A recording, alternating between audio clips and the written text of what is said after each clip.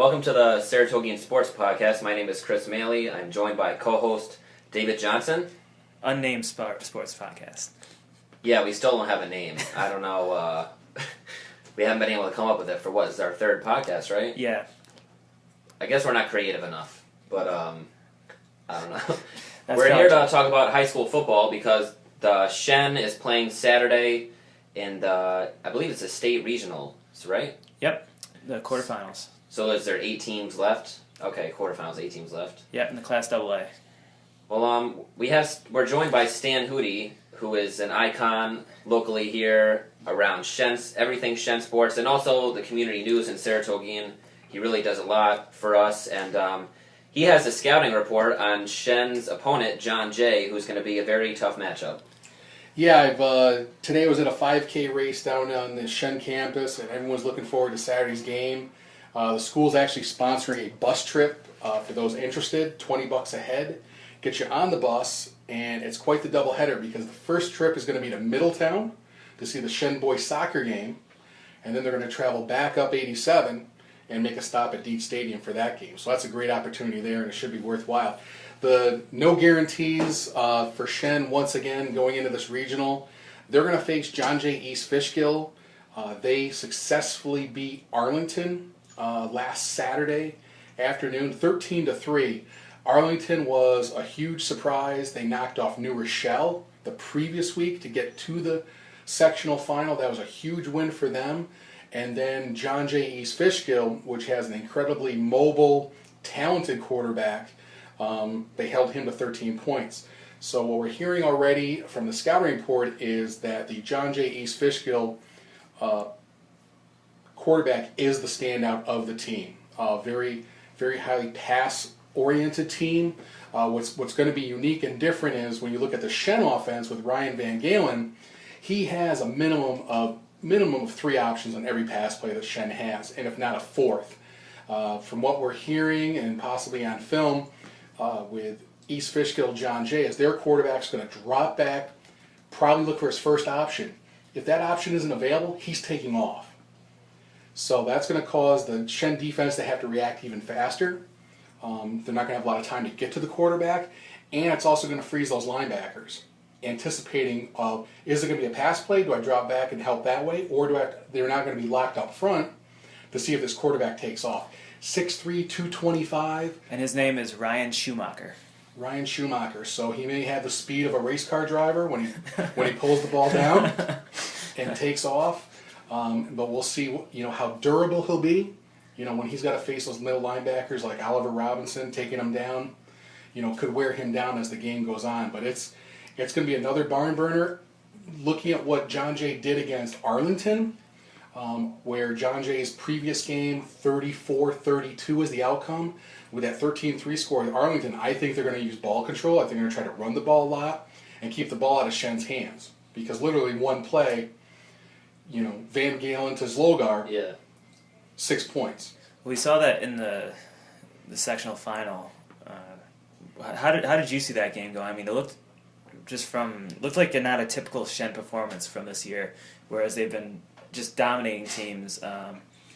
Was it just a matter of the final, both teams came to play? Or? This was, from a sideline reporter standpoint and seeing Shen for the 11th time out of 12 games, this was the best game of the year so far by Shen. This was the most tested they had been. CBA was a totally different team, having everybody back and healthy. Shen was tested. Shen was down. And that's what, me personally, I look for in a team like from Shen that's rolled all year long. What happens when they get punched in the mouth? How do they respond? Yeah, absolutely. They responded, and credit to Ryan Van Galen for keeping his head. One mistake could have, been a legacy for him. That interception, that late interception, admittedly by him, poor decision. But he, gets to go from goat to hero and come back and get that win. So after Friday night, I'm saying Shen's the real deal. I'm saying Shen hasn't punched their ticket to the Dome. I'm saying that they have talent. They've been tested, and the wake-up call of playing a close game against CB, knowing how close they were to ending their fall season, they're going to be extremely focused. They're going to do a 4-day practice week. It's going to allow them to heal up a little bit. Coach is going to be tearing down that film, but I think it's going to be a great game. It's worth the $20 on the bus ride or the $9 to get into Dietz. All right. Yeah, it should be fun. We're looking forward to this weekend because we have Shen Soccer. Dave, would you like to talk about Shen Soccer, who's playing in? Is that also the state regional?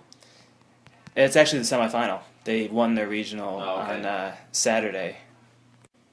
So Shen beat Fayetteville Manlius on last Saturday on the road in Section 3 in Fulton, and they are on a roll right now. They started the playoffs, or they ended the regular season with 1-0 loss to Shaker. Shaker's the only team in the Suburban Council they didn't beat this year, and they lost to them twice. But luckily for them, Gilderland took out Shaker in the playoffs, and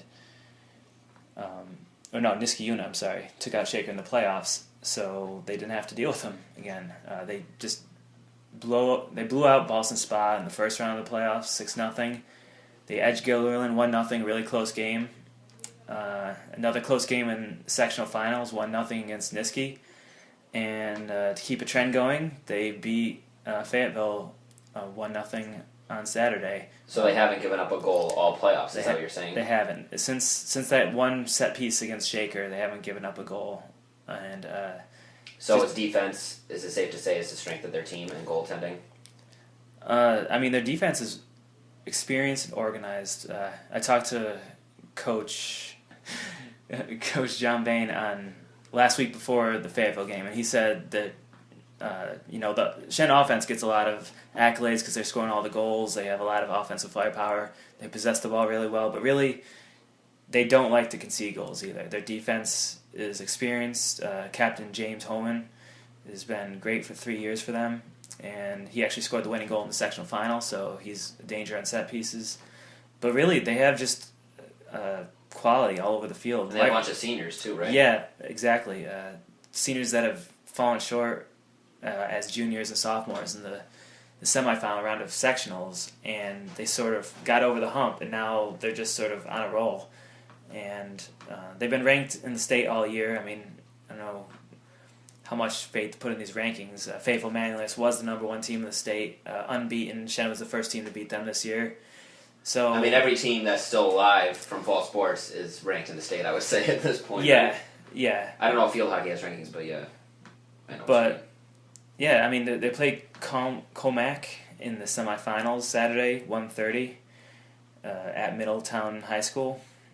And honestly, any team has a chance at a state title at this point. But Shen, with the way they've been playing and the experience they have, really have to feel that they believe that they have the quality to get this done. Yeah, certainly. And there's more state news going on in field hockey as Saratoga is on a roll.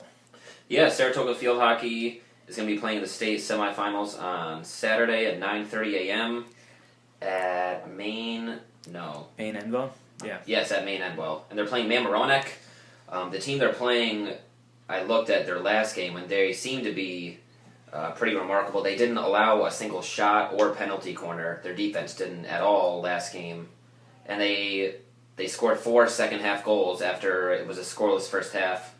And they seem to be pretty strong defensively. The Saratoga field hockey teams, I think, has been a really great story this fall because, first of all, they're the only Saratoga team remaining left, so obviously that says something about how much the program has taken off for Coach Joanne Hostig, But the thing that I like about them is that they're really a true team, and I didn't know a ton about field hockey coming into this fall, and then when I started to cover them, and the chemistry and the camaraderie just really seems to be there, and they receive contributions from everybody on offense. Literally, I would say there's 6, 7, or 8 people that can score a goal at any time on offense. Defensively is their strong point, obviously, with goalie Sam Giles and Aaron Gooby and Hannah Wendell. Their entire defense has been strong. And then midfield play with Marissa Foltz and Olivia Lehan. I mean, they don't have a lot of weaknesses.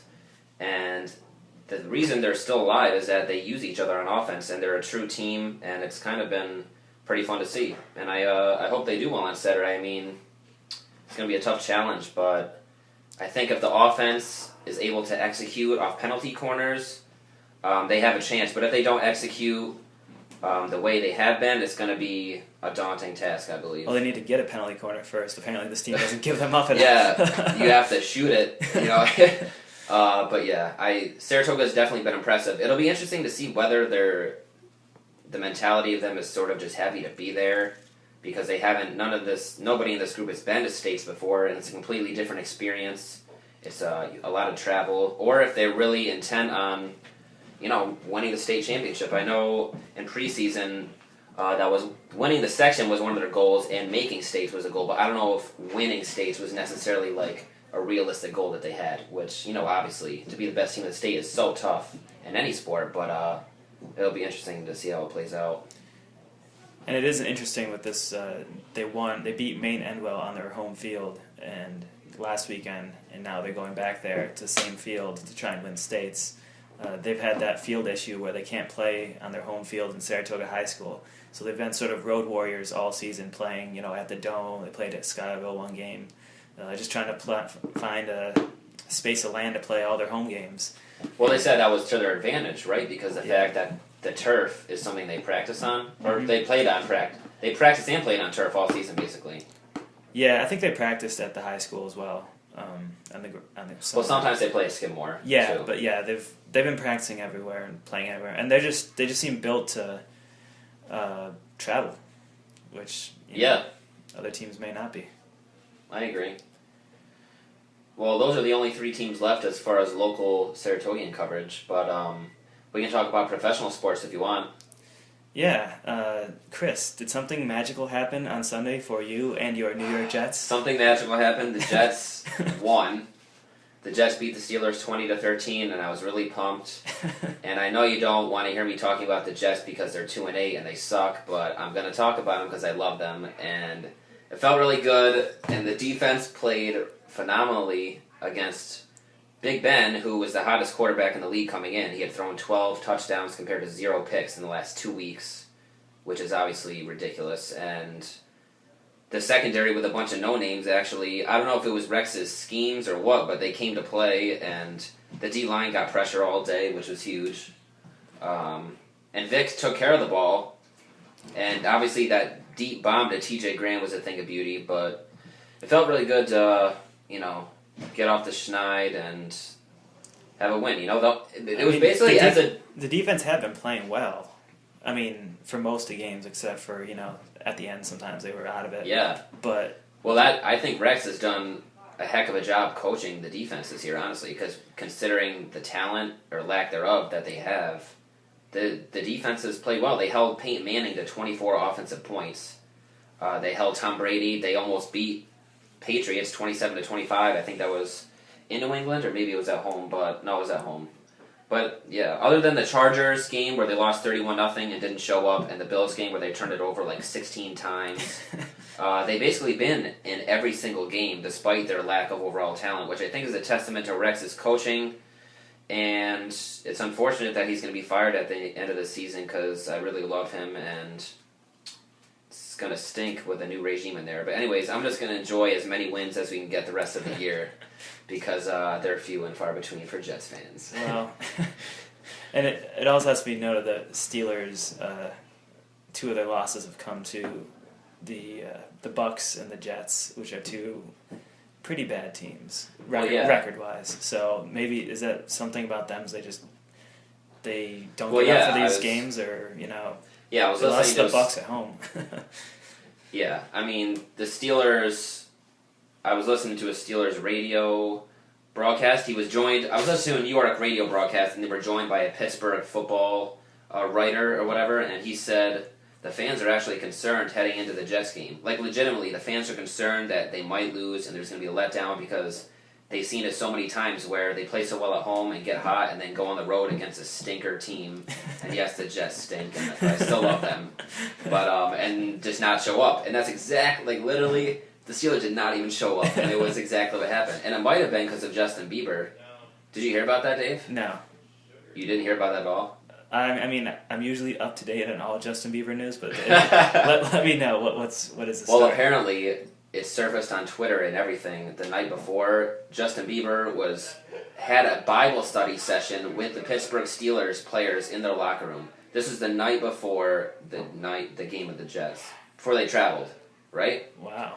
And everybody's like, well, that's not good news for the Steelers. They're cursed now. Everybody, like, tongue-in-cheek, oh, the Steelers are going to lose now. And, like, literally that's exactly what happened. They seemed to be cursed because they didn't even show up, and it was funny. Do you think he's available now for like Bible study for other teams to pay to do Bible study, like like a sleeper agent into different teams? Well, one of our coworkers, James Costanzo, started the hashtag Bieber to Buffalo, which I thought was amazing. Because when the Jets play Buffalo in 2 weeks, I hope Bieber goes because I want the Jets to win that game very bad. Yeah. Well, let's what about the Bills? Well, why? Did you see the Bills game at all yesterday? I know you're a Bills fan. Yes, I happened to watch that game, unfortunately. Was it, do you think obviously the players screwed themselves by fumbling and things, but do you think the coaching is an issue too at this point? Is it safe to say that Marone is a subpar coach? I don't think he was as aggressive as they could have been, especially in the second half when they had some possessions really close and they settled for field goals. Exactly, right. But honestly, I can't say that he's a subpar coach because they've been much better since he's arrived. Just bottom line. Well, yeah, compared to last year. Yeah, Is that what you're saying? he made the decision to take out EJ when EJ was struggling and go with... that was a pretty bold decision. Yeah, Kyle Orton. And, it's turned out to be correct because Orton is playing, much better than EJ. I wouldn't say he's one of the top NFL quarterbacks in the league, but... Well, they're winning games. Yeah. I mean, I think they did enough yesterday or Sunday to win, and they didn't win, which is typical Buffalo. And the fact that it happened in their home stadium is even more typical Buffalo. So yeah, it made me really happy. Yes, so exactly. So if you were happy, then that means I was not. Here's something that probably didn't make you very happy is a former Jets quarterback who looked like the next coming of... Oh, that made me very happy. Oh, really? Yeah. So you still have love for Mark Sanchez? I will always have love for Mark Sanchez.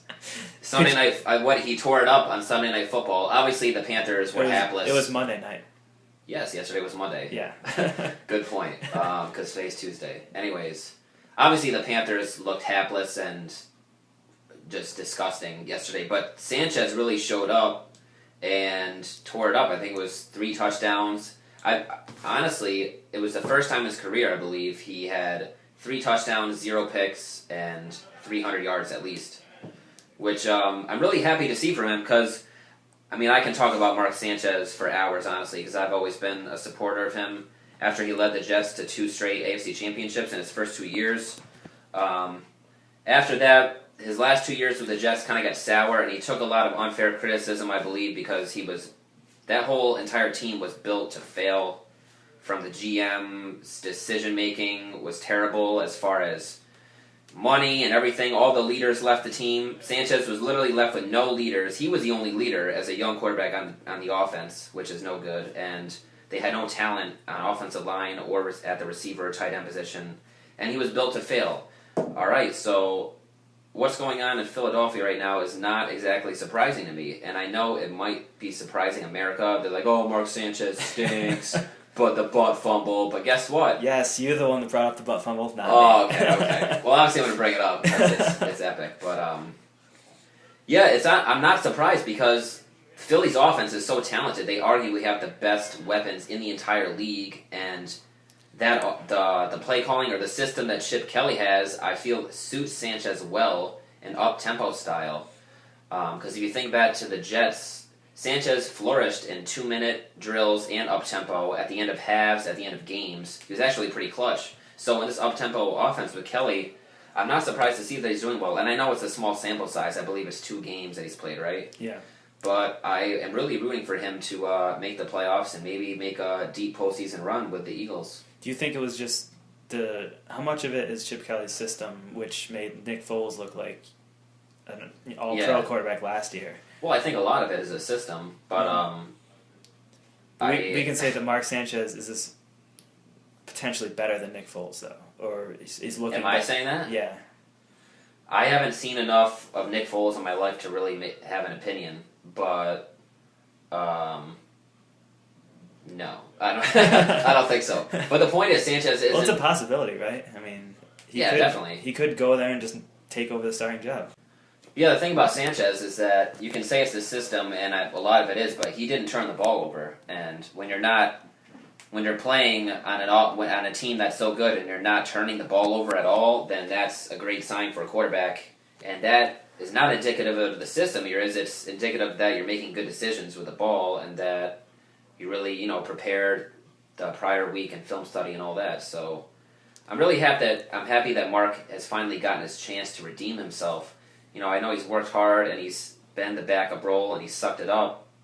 But I always thought, and I'm not saying Sanchez, I'm not saying I thought he could be a great NFL quarterback like Aaron Rodgers, whatever. Phillip Rivers, you can say borderline, good, great, whatever. I'm saying he could be a good quarterback in this league. And I always thought that you just have to build around him. If you give him things to throw to, if you give him toys, you give him a solid defense, then he can succeed, and that's what he's doing right now. So we'll see what happens. You don't think he looks a little too happy in those post-game interviews and dancing around the field at the end of the game? Sanchez? Yeah. No, because I'm really happy for him, man, because he's finally getting his chance. All right, you're just asking a homer here. All right. You should ask somebody who doesn't like Sanchez. I'm just going to defend him. I could literally ask anyone else in the world then, almost.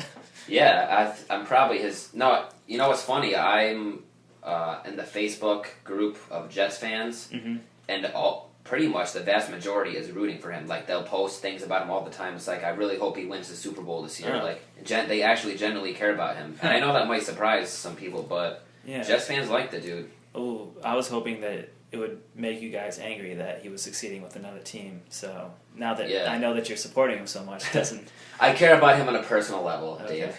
Well, I appreciate that. We're all about personal caring on this podcast. Well, thanks a lot for joining us. We'll try and do this every week, early in the week. And follow us on Twitter. I'm at DavidMichael10. And I'm at CMALE730. And, of course, our sports Twitter account is at Saratoga Sports. Talk to you later. Bye.